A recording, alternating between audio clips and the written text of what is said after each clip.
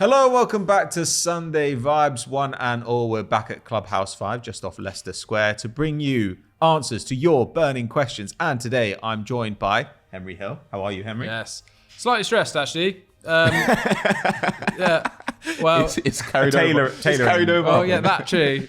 No, I was just more thinking about, I've seen Mitrovic and Marco Silva being They're lowering your boys. Yeah, it's the Saudi joke is funny until they come for you. So I'm like, oh my God, please. So yeah, so apparently Marco Silva's going to leave and Mitrovic is throwing his toys out the pram and wants to go.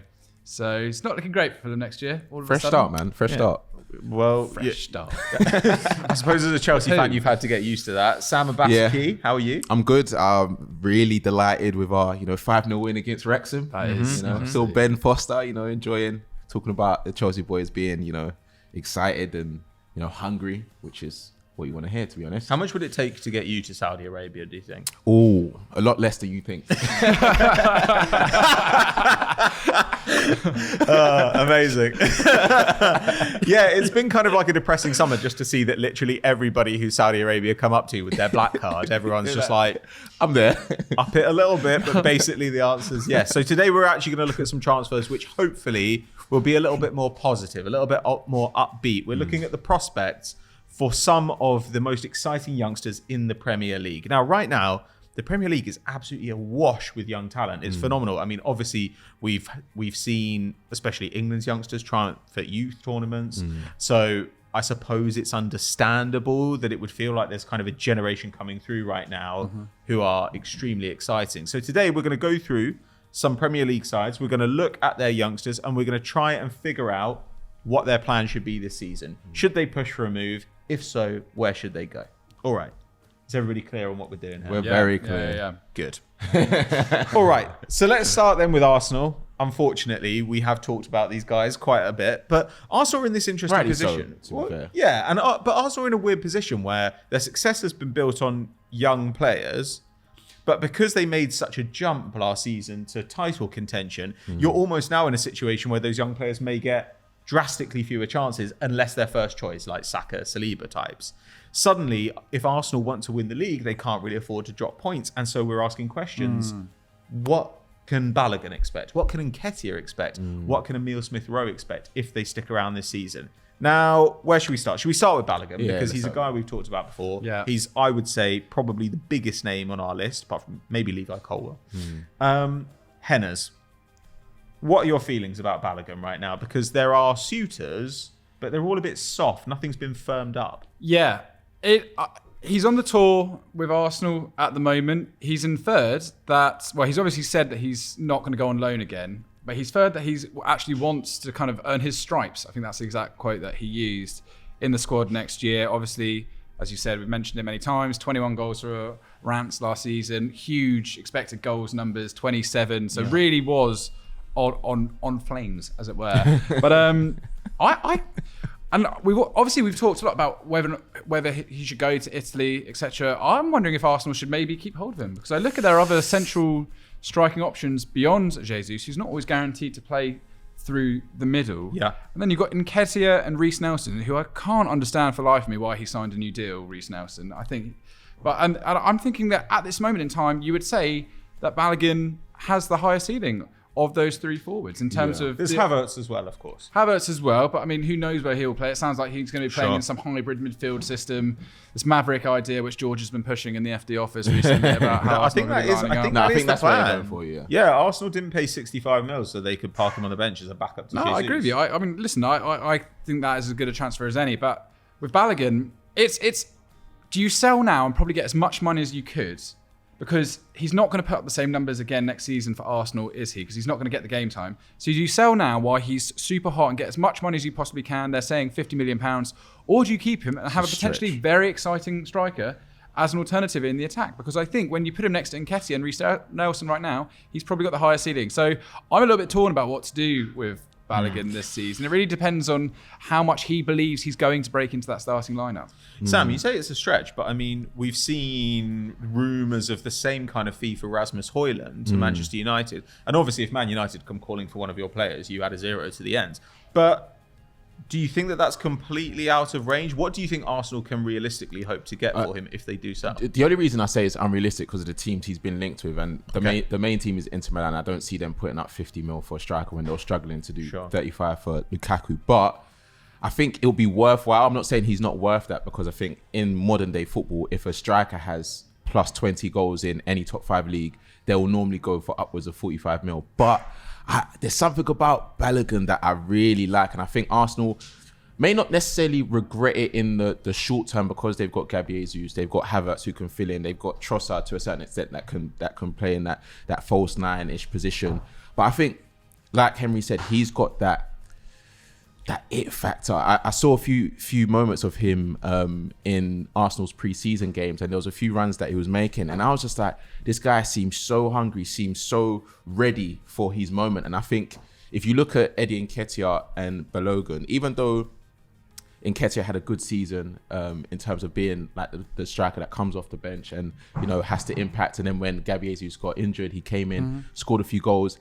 I think they could do a bit more. And I'm not saying that Nketiah can't kick on, because I think one of the main reasons he kind of dropped off is because he had an injury. I don't know where it was, but he had an injury that was affecting how he could move on the pitch. But I just think Balogun is just like, he's just a quality player. And every time I've seen him play, he seems like he's got an eye for goal. He seems like he's got that instinct, and he's almost different to Jesus in terms of his eye for goal. I think he's definitely more instinctive in and around the box. I think obviously Jesus' link-up play and everything else is quality. I think Nketiah resembles Jesus more than Balogun in the sense of those same factors that I mentioned. And I just think they need something a bit different. I don't think Havertz is going to be that. If Jesus is injured, for example, Havertz is going to come in and be that striker that is going to get the goals. I think he's just going to be a fill-in. But if you have a Jesus injured and a Havertz playing in midfield, having Balogun up top, that would be perfect. He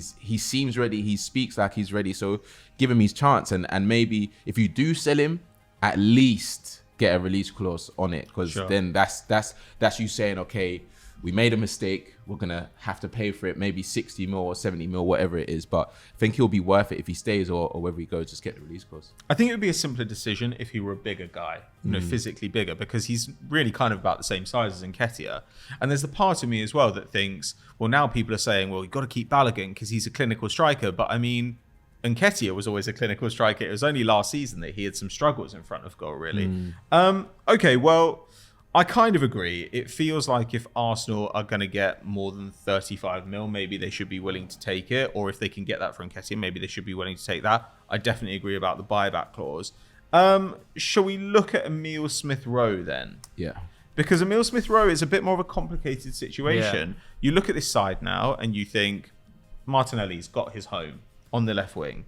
Havertz has been bought, it seems, to play in that inside kind of role where Xhaka was last season. Arsenal currently linked with Mohamed Kudus as well. Then there are people like Fabio Vieira. There's Trossard who can flex between these positions. It's starting to look a little bit worrying for Emile Smith-Rowe. So, Sam, I'm going to come back to you because you strike me as the kind of guy who's probably practiced. Why are you laughing? You've probably practiced giving a press conference in front of a mirror. Yeah, I think. To be fair. So if you were Emile Smith-Rowe, what would you say? If you're on tour and somebody says, how are you feeling about your future, Emile? I'll be like, you know what? I've got the number 10 shirt for a reason. Obviously the gaffer, he trusts in me, believes in my ability.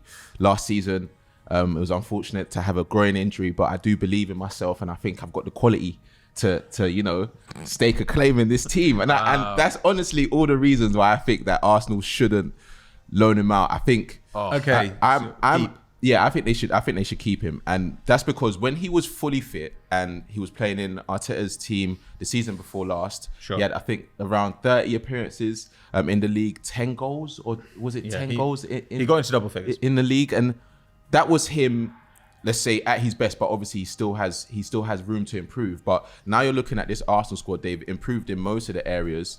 We saw what he done in the under-21 Euros, where he was like linking up play in that almost 8 role, and it was just so fluid. Yes, obviously the competition at that age group isn't the same as the Premier League, but I think he already knows Arteta's system. He knows Arteta's fond of his game, and he said that repeatedly. I think if he stays fully fit, he's definitely going to be in for a chance to, be ahead of Vieira, maybe allow Havertz to get used to Arteta's system, because I don't think he's just going to... Obviously, 65 mil, so you'd expect him to start. But at the same time, I don't think it's going to come that simply when Arteta's system can be complex at times. So, I'll keep Smith Rowe. And a lot of games for Arsenal next season. Yeah, exactly. It's going to be multiple competitions. I mean, Sam's made a good case there for Smith Rowe's quality, but you could equally use that to argue that that's why he should leave, right? Because he should be starting every week. He should be selfish. He had his Huddersfield year where he was great, and then he had his Arsenal year where he was great. Then last year, he's not an up-and-coming guy anymore in many regards. He's at this point, he's been a big name for a while. Smith Rowe should be playing regular football and just being a rotation option throughout the cup competition, someone that could fill in here and there. I agree with you what you're saying. There's no reason why he can't look better than Vieira, etc. next season. But you can't ignore the players that they've bought in, Trossard included on the left side. He should be playing minutes week in, week out. He's that good of a player. And I think Arsenal can't have all their cake and eat it sometimes. Like they have to... I think he should be pushing for a loan move. He should at least be going to Europa League club, somewhere where he can really show to Arteta, look, if you trust me all the time, this is what I can do for you. And then he can come back and be a star. I'm not saying they should sell him. I know I joked about him being like a dream champ. Well, it wasn't a joke. Like, I still think clubs should wangle a bit of money and see what they say when it comes to Emile Smith Rowe, because I think he is that talented. But yeah, I don't think they should sell him.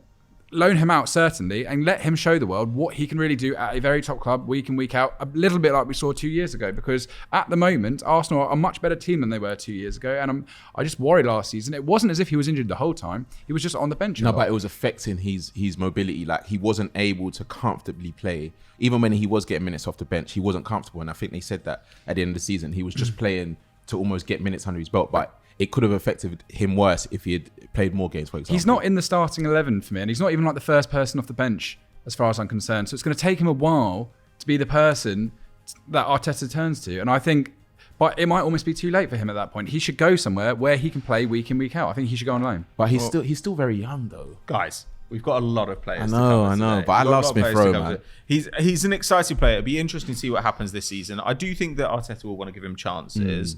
But I can completely see where you're coming from. He's a player who clearly is good enough to start in the Premier League. Let's move on to Chelsea, who have almost no players who are good enough to start in the Premier League. You always have to get a dig in there when you're talking about Chelsea. Just an accurate representation of where they are as a club. Hennes, I'm going to come to you. Which of their youngsters would you like to talk about here? I've got two basically written down, Lewis Hall and Levi Colville. Those are the two players I think that we're talking about. Lewis Hall, wicked player.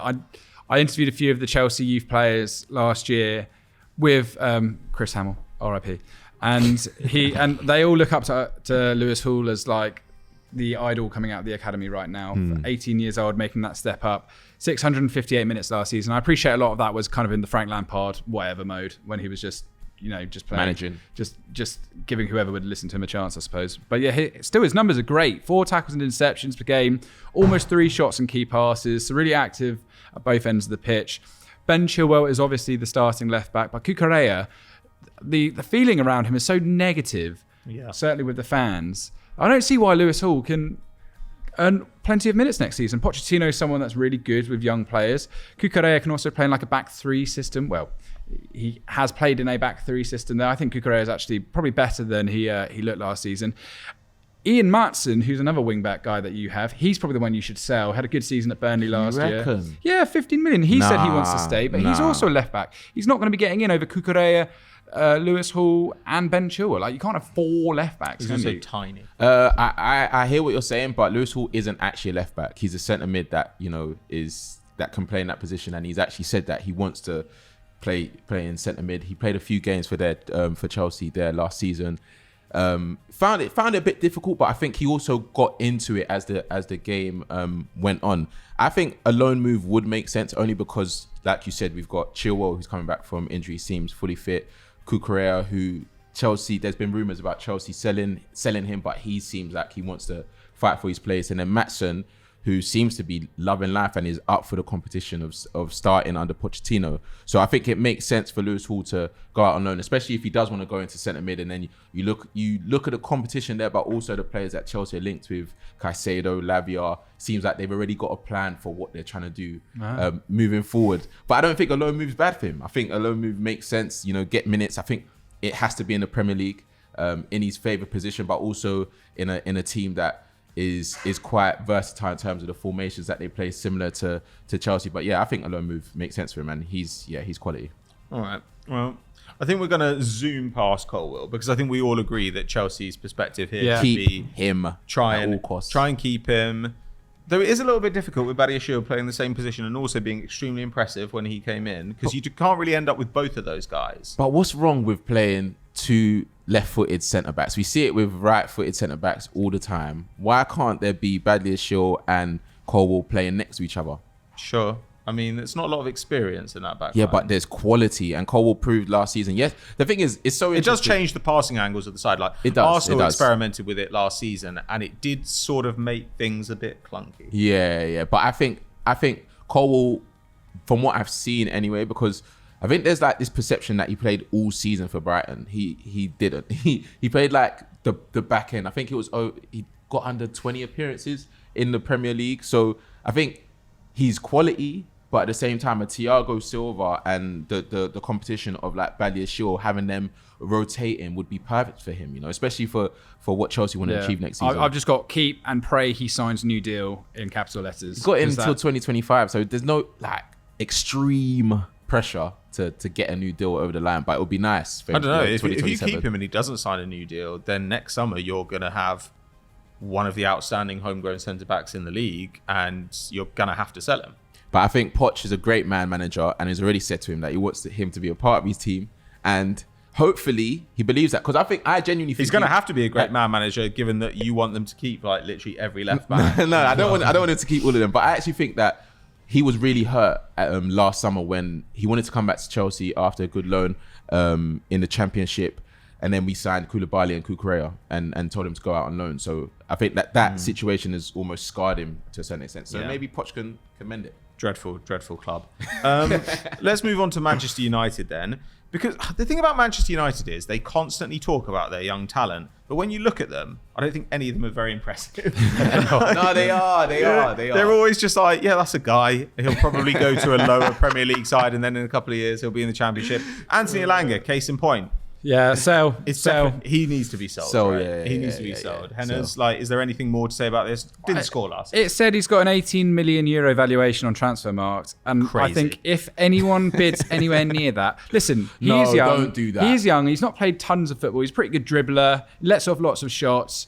I think he's just quite clearly not a good fill-in for Rashford. That's where United want to go at this point. 4 goal involvements the season before last. Like, I'm sorry. If they get any kind of good money for him, they should be selling Elanga, because I think there are other wingers, talent. Like, for example... Who would you keep over him? Well, Garnacho. I'd definitely keep Garnacho. He was so good, like 5 goal involvements in 569 minutes last season. I think he was really exciting. He's only 19 years old. Some of his stats are pretty nuts in terms of his carries, take-ons and shots. And I think he just had a bit more of an X factor that Elanga... I think there was that moment where Elanga missed really clear opportunity. I think it got squared to him and he just blasted it wide. And I just don't think, like, you almost sense like the loss of faith in him from the Old Trafford faithful last season. He's still all right though. He doesn't have outstanding physicality though. Like, I do think when you see a young player like this, you want to see total fearlessness, you want to see hard work, and you want to see really electric pace or huge strength. Yeah, you look at guys like like someone like Martinelli or something. When they were really young, he was just so quick that it wasn't hard to believe that he could be great. I hear what you're saying, and I don't think that United should keep him just because of the competition in those positions. But I think 15 to 18 mil for Elanga isn't the worst amount of money you can spend. I'm saying they should take it. Oh, I think it's the worst money you could spend. Yeah, I don't think it's the worst money you can spend. I think he's a really good athlete. I think he's got a lot of like raw attributes that if the right manager takes him on, they could improve it. And I just don't think there's that room at Manchester United for him to improve. But like Henry said, they've got Garnacho, they've got Palestri as well, who I think is. What about Palestri and Diallo? Because Diallo has very good numbers. You keep Diallo. Yeah. Very good numbers last season in the Championship. The Championship is a serious division. I think he needs to go on loan to a Premier League club. He won't get enough time for him to actually He's behind Anthony and Sancho, who both have a few months of clangers up their sleeves. But Amad Diallo he's coming off an incredible season. Scored tons for Sunderland, came up clutch with some huge goals as well. Yeah. Very exciting guy. The only thing I'm concerned with, he's small. He's a very small guy, but I don't know if that's necessary. They seem to find a way in the Premier League. But I would be keeping Diallo as an option, as an alternative. Bear in mind how many games Manchester United played last year. They were basically in every competition to the better end, except for the Europa League, where they eventually bowed out. I think there's going to be moments for Amad Diallo to step up, and he's still young too. Keep him around the first team squad. I can't believe that he's now spent 2 years away from the first team. Keep him around the first team squad and really let him mix with them. Now he's matured a bit. He's moved so many clubs at such a young age. He's had so many life experiences that I think he's actually a mature guy that's ready to step up and be that guy for Manchester United when called upon. Because as I've said, Jadon Sancho, Erik ten Hag is clearly not overly taken with him. Anthony, he's almost been forced to use Anthony more than his numbers would suggest he should have been used last season. So give Diallo a chance. I don't know. I think I hear what you're saying, and I actually do agree with you that they should potentially keep him, because I think Sancho and Anthony had 10 goals between them in the league, and obviously you'd expect more from two of your highest paid players. But for Diallo, he's going from a great season with Sunderland, where he almost had a free roll out wide. It wasn't, obviously they play structured football, but coming back, a maverick guy. Yeah, do you know what I mean? So I think going into the Manchester United team, he's still going to have a lot to learn. Like you said, he still has to develop into a Premier League sized winger. I'm not saying that he needs to blench out, but I just think he needs more experience in the Premier League, where he's playing week in, week out. I think there's more case for him to go out on loan than a Smith Rowe, for example, because he needs that Premier League experience. He needs to play week in, week out, understand the league a bit more, maybe have that free role and just to find more understanding. I don't think Erik ten Hag, yes, they're in a lot of competitions, but I think he's going to try his hardest to get the best out of Sancho and Anthony. Yeah, I think I would loan him. Yeah.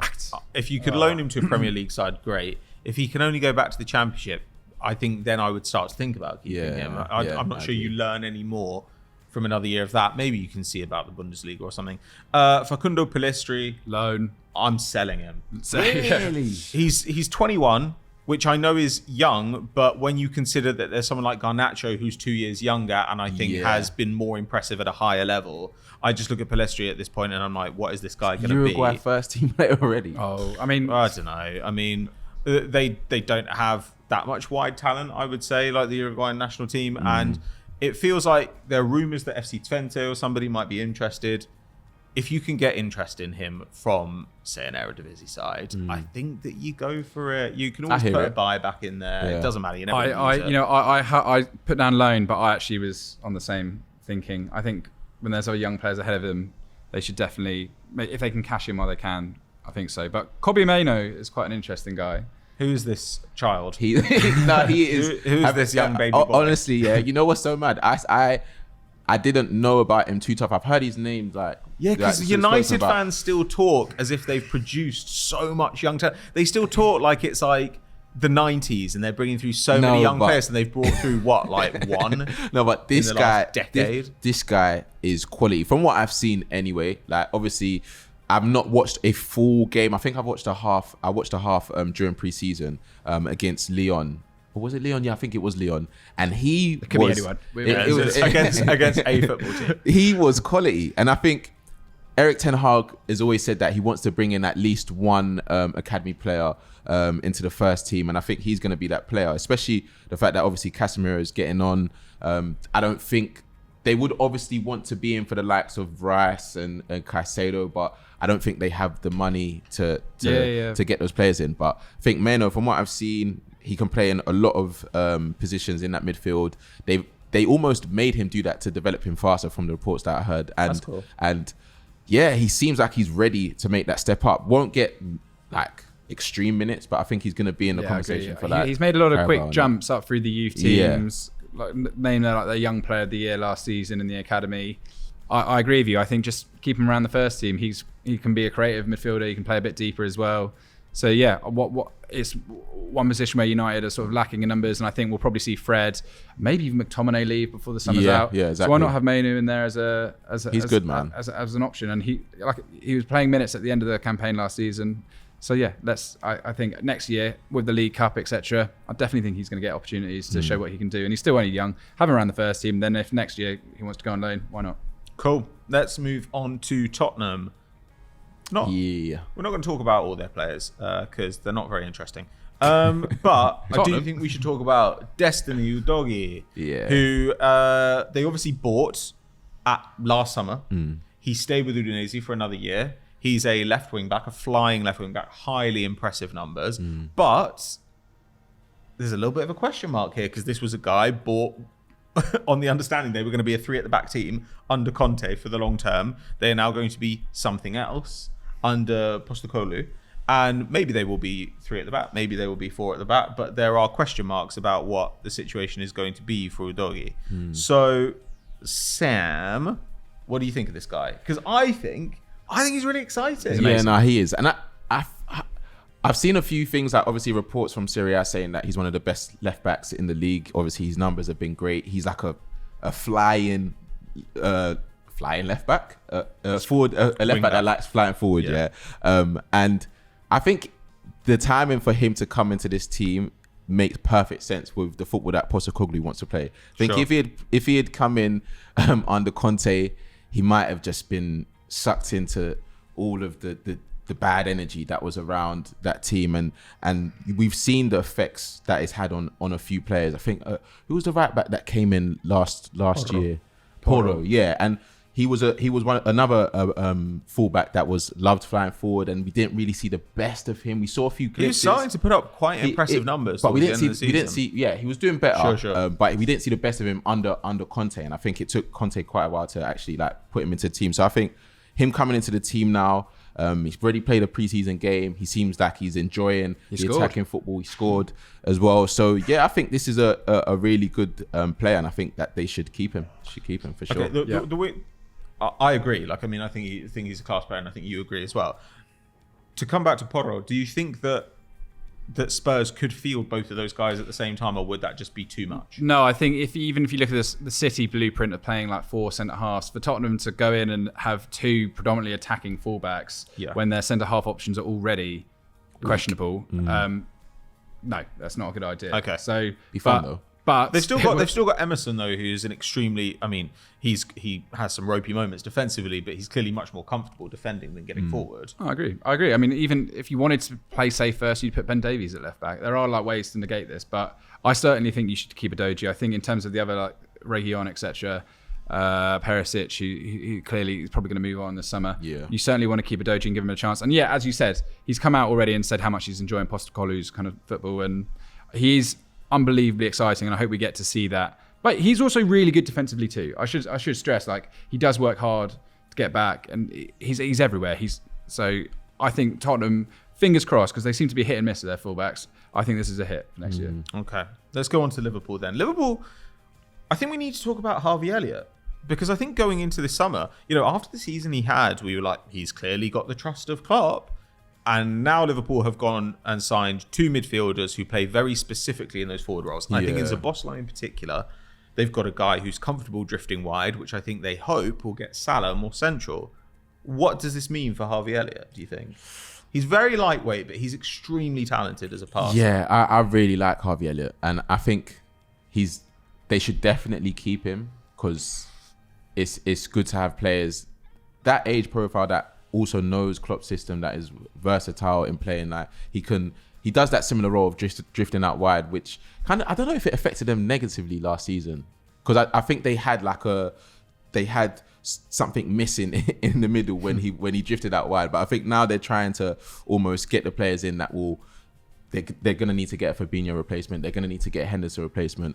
But I think I think Elliott is the type of player that, because of the experience that he's gained last season, especially when they were really low, he was probably one of their best. He was one of their best performers. He gained that trust, and I just think he's a quality player. If he goes from that to going out on loan, I don't know how he gets back into the team, because it would be very difficult for him to. Well, I think it would not be a slap in the face, but it'll be a violation. Like, you trusted me so much last season. We got to 5th place and I was one of your best players. And then now you signed 2 midfielders. You probably want to sign a few more and you're going to let me go. I think he's definitely going to be in that rotation, favoured more over Curtis Jones and... favoured more? Yeah. You think so? Yeah, 100%. You don't think so? I think Curtis Jones is a steadier pair of hands in terms of actually being a holding midfielder in the style that Klopp. But I think he's saying that. But I think he's saying Klopp prefers Elliott, right? Elliott is favoured over Curtis Jones. Would you say that's a conclusive based on what you've seen? Yeah, I think Elliott was in the starting 11 most of last season. Curtis Jones is at best a rotation player, right? Curtis Jones is much more of a central midfielder. You've watched more of Harvey Elliott, I imagine, than the rest of us. What? Because of Fulham? Yeah. What would you? Why else? What do you think his best role is? Because last year it felt a little bit like he did kind of... Liverpool needed more protection in the midfield and he didn't have the physical presence to give it, but he's also not exactly an attacker. You raised the point. Szoboszlai has basically come in and taken the only... Because Szoboszlai's not really the midfielder you're expecting Liverpool to go out and get in terms of his qualities, but then it is a very fun addition because suddenly they've got an uber creative guy who's going to be playing a bit deeper next season, driving Liverpool on from midfield, kind of almost a bit more like he does for Hungary in many ways. And that is really where Harvey Elliott's niche was going to be. I think it's concerning that Curtis Jones and Elliott haven't been talked about enough as the future of this midfield when all these departures have been going, oh, they need to get bodies in, they need to get bodies through the door. Not ready. Curtis Jones, for example, he's been there a long time. Like he's been playing, at some point, in other teams, he would be playing week in, week out. And it's just not, like you say, not ready for Liverpool. I am concerned about Harvey Elliott. I think this is... I don't want to say make or break year for him in that Liverpool side because I think he's still only a teenager.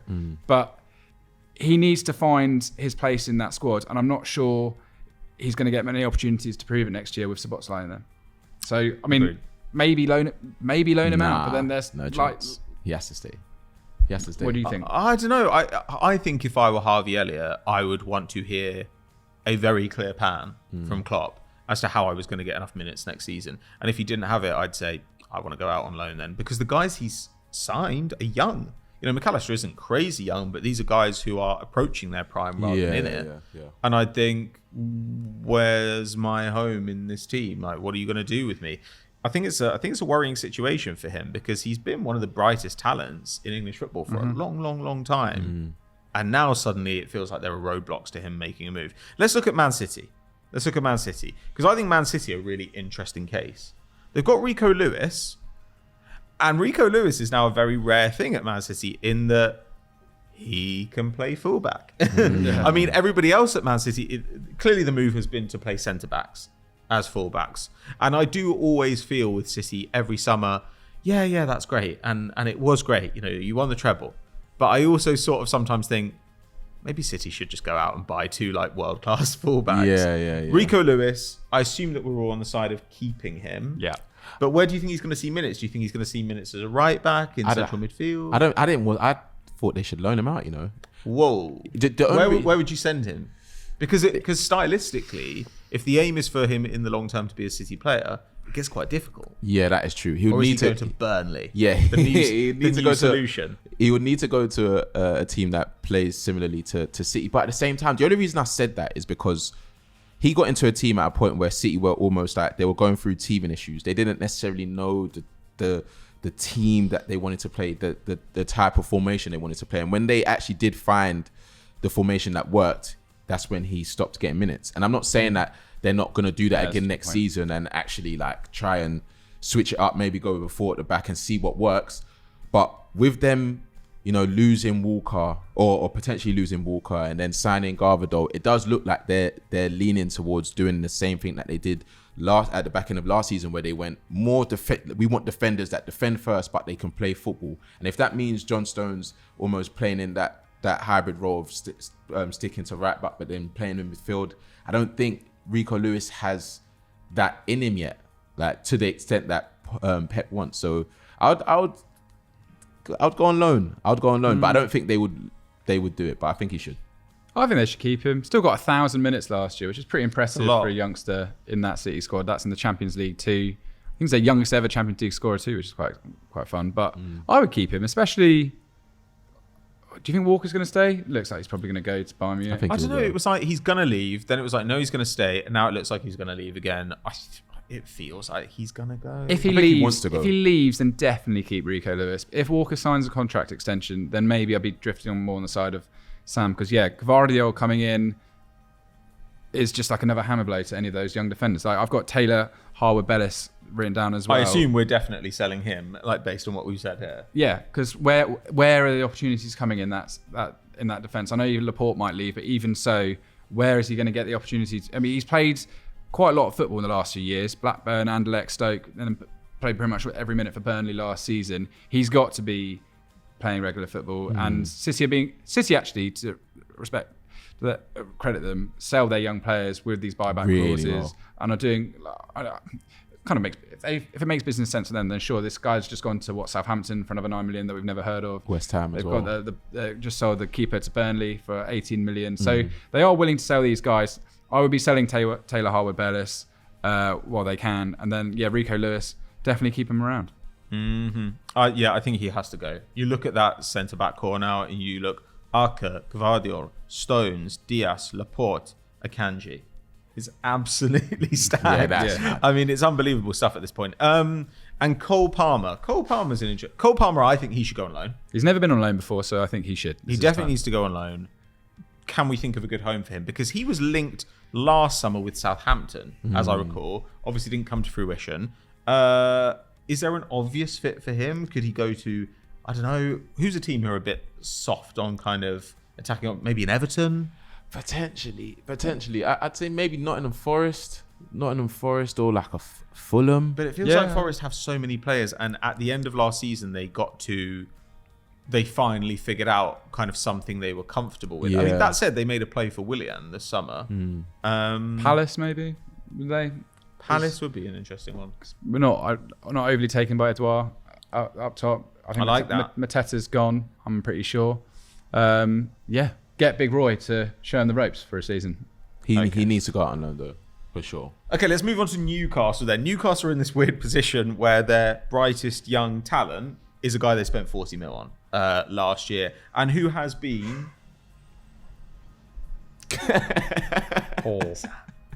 He's not been that bad, though. Come on. Sam's been bad. He's not. He's been bad. Everyone was like, he will fly under Eddie Howe, and he flew straight into This is Anthony Gordon. It depends on what you expected. I never thought that he would make that money move and hit the ground running. And I don't necessarily expect that from these type of signings when it's like 40 to 50 mil. They're still 21. They're going to a team that have already a solid formation and a solid team, and you're trying to work your way into the team. I think he's been fine. I think he did really well at the under 21s Euros as well, which will be good for his confidence.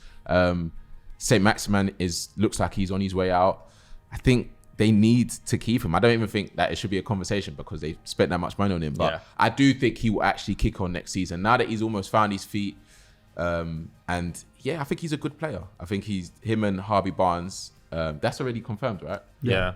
Crazy fee. I think they've really, yes. Really? 38 mil for him. It's almost what Madison cost. I think that's fine. I think 30 mil is right. I think 30 mil is better, I really like Harvey Barnes. Bear that in mind when I say this.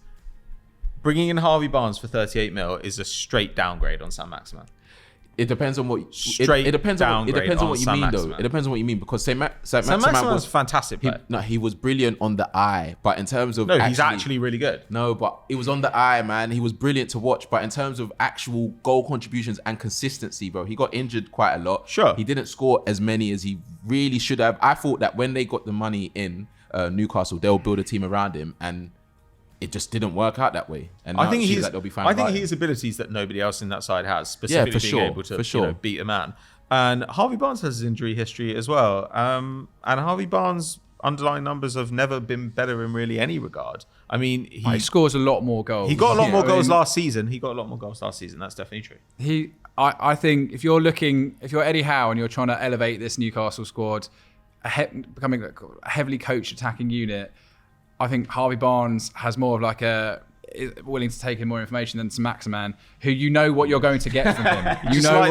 You just like the English guys. I don't. I love St. Maximan, but there's a reason. There's a reason that I love what they're saying. Like, oh, he doesn't want to leave. We don't really want to leave him, but FFP means he has to leave. And it looks like he's going to leave. Like, just say you want to sell him. Yeah, be honest about it. Like, you want to sell Saudi. It's not like it's a particularly difficult negotiation with Saudi. They're like 30 mil and you're like 40 mil. And they're like, he's not on our tour. He's not on our tour. We'd love him to be here, but he's not here because you want to sell him. Yeah. So I wish they just say it. And I would say though, when you're saying Eddie Howe looking at this squad and thinking how to maximise it, I'm worried about this. Barnes is fun. It's goals. I'm worried. No, I'm worried that Eddie Howe is starting to be the driving figure. So with Harvey Barnes, they said this is an Eddie Howe decision. With Anthony Gordon, they were like, Eddie Howe's been pushing this, and I do think that Eddie Howe's track record on transfers is pretty bad. I agree. He's got a Brendan Rodgers vibe to him when it comes to transfers. He's like, that kid, where's he from? Birmingham, get him in.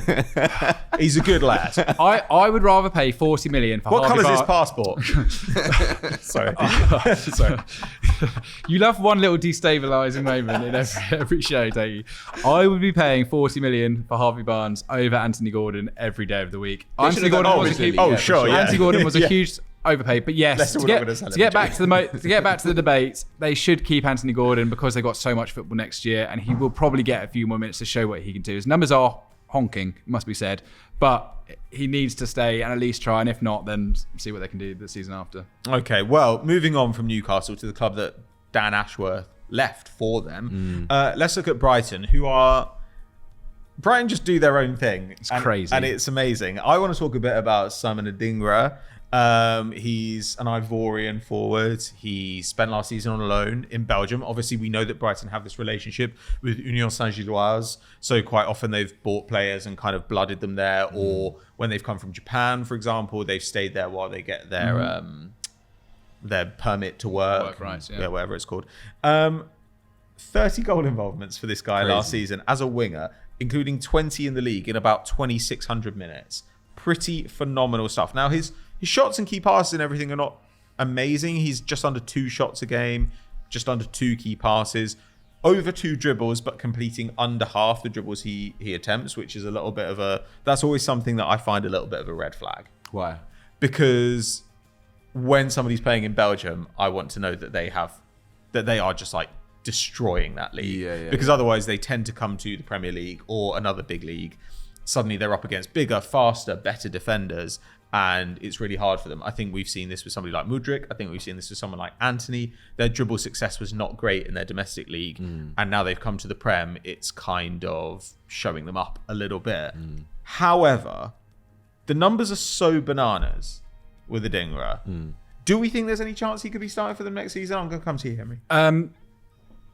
As you said, Brighton just has such an interesting club. They've got so many forward options. Undav, Welbeck, Ferguson, Pedro, who can play on either wing. João Pedro, that's just come in. Matoma, as you said. Solly March, who was really good last season. And Cisco, he can play out wide. And Ciso, he likes to play in the middle as well.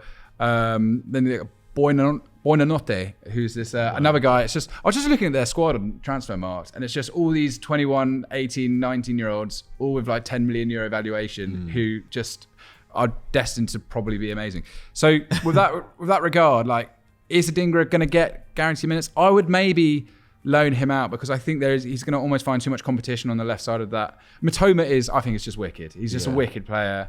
He's amazing. And I can't see Adingra playing over him. But at the same time, you could just keep him in the squad. I think their plan is to keep him in the squad this season because he was so impressive. But I would almost want to see him go to another really decent club and see how many minutes he can get because, it's a win-win for Brighton either way.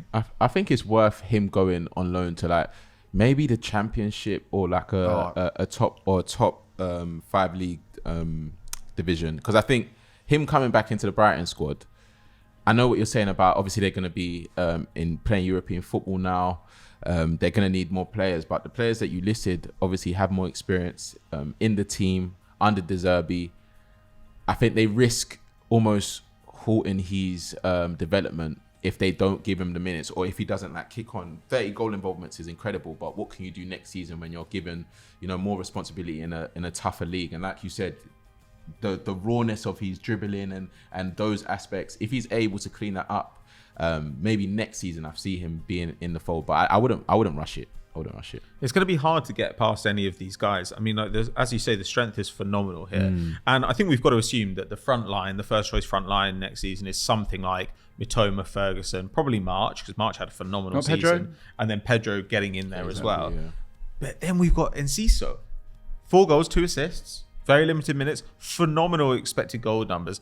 I mean, admittedly, some of those goals were insane bangers from range. His XG was 3.9 though, which it's still really good. Yeah, he was still getting great chances. I mean, I automatically like this guy because he's Paraguayan, which is somewhere my family has a bit of a connection with. But loads of touch in the penalty area, loads of shot creating actions. Tiny little guy. He's so good. Tiny little guy buzzing around, causing problems. He came on against Chelsea when they beat us at Stamford Bridge. Embarrassed you. And he genuinely, no joke, embarrassed us as well. He changed the game. And I was so shocked because I didn't really know too much about him. But at that point, I was like, yeah, Brighton just keep on finding these gems and just making it work. And since then, I think he kicked on. Obviously, he scored a screamer against, I think it was Man City. Yeah, City. He scored another screamer. He's got that confidence about him, but also he's quite versatile and he's aware. I say he's aware of his surroundings, but when I see him playing, he's one of the players that we were talking about earlier when you're talking scanning and constantly knowing your next pass and being so young and playing it in this team. I think it would be worth De Zerbi almost giving him more opportunity and saying, you know what, we want to see what you're capable of. They don't have that many players that like to kind of hug the hole, because he's listed as a second striker. He likes playing sort of behind, more like a number 10. They don't have loads of players that do that. I mean, Lallana's not getting any younger, is he? I think his impact is beginning to wane. So yeah, I would definitely have Enciso around just for the fun of it. It feels like he can play deep enough that maybe the McAllister exit. Yeah, that's his role. Yeah, he just takes that job. And certainly, I think we all want to see more of him, which is a bit of a problem for Facundo Buonanotte, who also looks exciting. Big fee by Brighton standards. Could rise to 10 mil out of Rosario. Argentinian under 20 international. Spicy. He's played for the first team. He played for Argentina. Has he really? Yeah, he played against, I think it was Panama or something like that. So yeah. Well, look, he's still can. I don't even know why I'm just taking shots at everybody today. Maybe it was chilly. Maybe on the rare occasion I present Sunday vibes. No, it's just grudge match. He actually played 14 times last year. He did score a goal, but it was more of like a tap in. But yeah, I definitely loan this guy out. Definitely send him out on loan and get him some, and so we can really see what he can do over a campaign. Maybe to La Liga, something like that. I like that his name means good night. I think that's cool. Good night. Yeah, that's interesting. Didn't know that. It's not that interesting.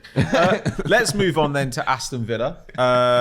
Cameron Archer. Now, Cameron Archer, it's interesting because Aston Villa, news breaking today, this will already be old news to you, that they've agreed this deal for Moussa Diaby. Looks like he's going to join for an absolutely huge fee. They managed to secure him over the Saudi bag. Yeah, Saudi, okay, we'll give you 50. Saudi were chucking barrels of oil at him, and they were just like, "You'll take the money and you'll like it." But Villa are in a great moment right now. Ollie Watkins leading the line, been phenomenal for them. Obviously, they've got Buendia. They've now got Diaby coming. They've still got parts like Leon Bailey and interesting guys around the squad. Cameron Archer, do we think he can break in? Because really, really impressive in the Championship last season. Yes. By the way, his name means Archer. That means a guy who fires arrows. No, but at least it's not good night and it's not bait, bro. I didn't know what that meant. But why do you actually think that he could break in? Well, they play in a 4-4-2 under Unai, and there's definitely room. Last year, he was rotating the forward options alongside Watkins up front, and Bailey was that. He's not an out-and-out forward, is he? I mean, Bailey's not impressed week in, week out yet in the Premier League. No. Archer's numbers, 11 goals and 20 Championship appearances last year for Middlesbrough. He scored a fair few in the under-21 tournaments as well. 100% get this guy in and stick him up front. Villa have spent a lot of money now on Pau Torres and Moussa Diaby, which I think is a transformative signing for that right side of there. I think that this guy we're talking about going to even bigger clubs a few years ago for even bigger fees. Diaby's amazing, and Tielemans as well. That shouldn't be forgotten coming in at midfield. That really adds in a solid body there. Good depth. Stick in a qualified centre forward next to Watkins up front. I think Archer's he's he's a beast. He is a beast. He's great. And I'm really excited to see what he can do next year. I would 100% be keeping this guy. I'd just be worried, and it's again for a lot of these players, like, just worried if it just doesn't work out and he finds himself more on the bench than like playing. Behind who? But if Watkins has an incredible start to the season, the way he was when Emery came in, then you wouldn't necessarily see Archer playing as much as you'd think he should. Do you know what I mean? So I think you said 11 goals in 20 appearances in Championship. That's great. Okay, can you do it in the Premier League for a team that maybe has just come up, where there's that freedom for you to, you know, have a few games where you're not scoring? Because Aston Villa are definitely going to try and be in the European conversation again. They're making the signings to be in that convo, and I think it just makes sense for that to be the natural progression. You know, you worked in the Championship, come to the Premier League and have a loan move for a team that needs goal scorers, and goal scorers that were almost certified in the league that they just came from, and then see if he can make his stamp in the team next season. I don't know. I mean, you could keep him always and potentially loan him in January. I can see both sides of it. I mean, it does feel like you can keep him around the squad because Ollie Watkins, not the most reliable injury record. Leon Bailey, not exactly on fire. And Watkins could, of course, take that left wing role. I think he's going to have a breakout season next year. They've got Keenan Davis as well. He's just not. Sure. He's just he's a completely different player in many regards. More sort of what they say, like not a goal scoring striker in some ways, more of like a link man. But I think Archer, as you said, they don't have loads of options in attack, and I think he's going to get loads of opportunities next year with the Conference League as well. And let's face it, the early stages of the Conference League, they're going to be playing teams in interesting locations where someone like Archer can come in and do the business. Interesting location. Well, it'll be like a busy away day in Macedonia. You're gonna get It's a great location, bro. I just mean the pitch quality might not be up to scratch. Sure. All right. Well, I think we'll call it a day there, guys. Sending shots. Don't want any of the quickfire questions? Well, we're going to go into the quickfire questions. nice. We're going to call that's the end of the main bit. Jesus Christ. Like, okay. Giving time. If you could pick one of these players, the player out of the ones we've covered who you're most excited about this season, who would it be, Sam? Cole. Oh, wow. No, I like. But genuinely, I mean, like, he has an opportunity to be world class. Yeah, and I obviously we lost Mason Mount. Fair enough, it's happened, over it. But Colwell is that next one. If we're able, I feel like if we're able to sign him, if we're able to get him over the line with a new deal, I'll be as happy as like getting a new signing back. That would do me. Like, all right, lost for words. All right, no, I mean he does look sensational, and it's rare great, that you get a loanee back who's already played the kind of football that Chelsea would want to. What about you, Henry? Who are these? Adoji, I'm really excited to see what he can do, and Ciso, want to see more of him. And actually, I say again, Archer, I think he's going to have a really surprising campaign. I'm going to go for Enciso. Let's move on to some quick fire questions. All right, Muad Charlie has said, with Diaby, Torres and Tielemans in, with potentially more to come, can Aston Villa be a contender for the top four? What do you reckon, Henry? I think that's, although they were playing top four numbers towards the end of last season, I think it's going to be difficult. I think Chelsea are going to have a better campaign. Spurs, some people are saying in the office, could have a much stronger campaign with a reset that they're undergoing. I still think I think Europa League, I think they're going to win the Conference League and be playing Europa League football in a year's time. I can see them maybe finishing in the top 8, hampered by that European run. I don't think it's going to be top 4, but yeah, they're going to be a problem for the big sides. Yeah, I agree. So. I think they'll be in the European conversation. Top 4 might be a little bit of a stretch, but I don't know, man. I really rate Emery. I think he can do something. I thought you said interesting. Henry. I thought you said me. I do rate you, Henry, but cheers, I rate Emery as well. I think he can do something magical if he's able to kick on from what they did last season and, you know, maintain that level, or even step it up a little bit. I think top 6, top 7, that'd be good. They've made great signings. I don't think their underlying stats were not as good as, you know, their actual kind of goals scored and against. But these are great signings. I still think Brighton will probably be better. Arsenal. I don't know about Brighton. Well, it doesn't matter though, because I still think Arsenal, City, probably Liverpool, plus Newcastle were phenomenal last season. Like, I don't know. Top 4 is extremely hard to get right now. Let's move on anyway. To It's Called Soccer. He's got a question. Who is a player you love for no good reason? Now, Sam, I think you will have a great shout on this. Who have you got? Somebody you love for no good reason, which kind of implies somebody who's not good, but you love it. Does it not? For no good reason. Is this now or? I think just go whenever. Because I was actually thinking like Casey Keller. I used to just love that. He was like an American PE teacher who played in goal every now and then, and he just looked nothing like any other footballer. And I used to just find him really funny. So I'm trying to think of like a modern day player. You know. I always loved Arturo Vidal. I mean, he was amazing, but I kind of loved him not really because he was amazing. I just loved him because he was like a psycho. Yeah. And he had such a distinctive look. I just kind of, in a way, he gave me what when I was a kid, Edgar Davids gave me. You know, where like immediately recognizable on the pitch, all action. Just like, but I mean, I guess that is a good reason. I need somebody who I love for no good reason. I loved Balassi. I don't know why. I think he, really? You know what? Nice. Yeah, I really appreciated what he done. I liked what he done when he was in the Championship with Palace. I felt like he was a bit underrated because obviously Zaha was the main man. But when he came to the Premier League, yeah, he just seemed like he had fun whenever he played. No matter what the scoreline was, he would try and take on his man. Even if there was 3 options, he's doing some crazy skill. I'm sure I've seen him invent like 3 or 4 skills that I've never seen done before. So yeah, man, Balassi was that guy. I used to sign Christian Kivu on FIFA all the time. Boy. No reason at all. I don't think he was even that good rated. Wow, just used to think it was cool. Okay. Let's move on to our last question then. This is from Swagger Tosaka, and this is not football related. He says, Barbie or Oppenheimer?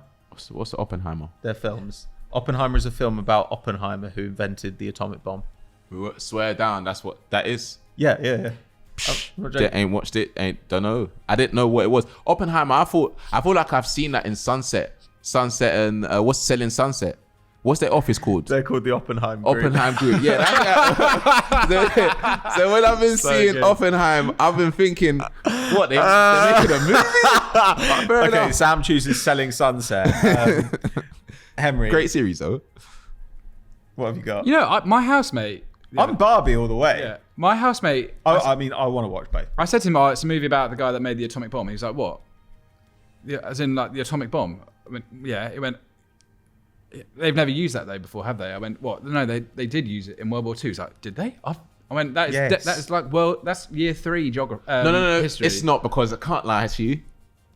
Do you not know the American... I swear to you. How do you think the war in the Pacific ended? Like, what are you on about? You see, with history and that, yeah, I wasn't really like paying attention like that. Like, I knew about World War I, World War II. They dropped 2 atomic bombs on Japan. Have you heard of Hiroshima? No, go on, carry on. Hiroshima and Nagasaki? This is wild. Yeah, no, go on, carry on. You're like an alien. No. I'm like, this is good for me. Just in the Iron Giant, there's an atomic bomb. What actually happened? So the atomic bomb landed. Yeah. What do you think happened? It destroyed the city. It killed lots of people. So then, did that end the war? Did it end the war or start? It very much ended the war. It very much ended the war. That like pushed them towards an armistice with Japan. Really? And this is a movie about the guy that invented it and the way that he like emotionally rankled with what happened as a result of it. What do you mean emotionally? Well, he famously said when he created it, he said, "Now I am become death, the destroyer of worlds," which is a quote from the Bhagavad Gita, where he said, making a bomb. Where he was just like, I have done something that can't be undone. Like, this is a bell that can't be unrung. And this is like a thing the world will have to contend with. Yeah. And he was not chill about it. Of course, he's just killed bare people. No, he didn't do the killing necessarily. No, but that's like creating... If I stab you with a pencil, it's not like... Whoever made the pencil killed you. No, but that's different. If you create a bomb and you give it to the flipping warheads and these veterans and that, they're going to use it to kill people. That's I think let's just say Barbie. Just of course. I want to go see Oppenheimer, but yeah, Barbie.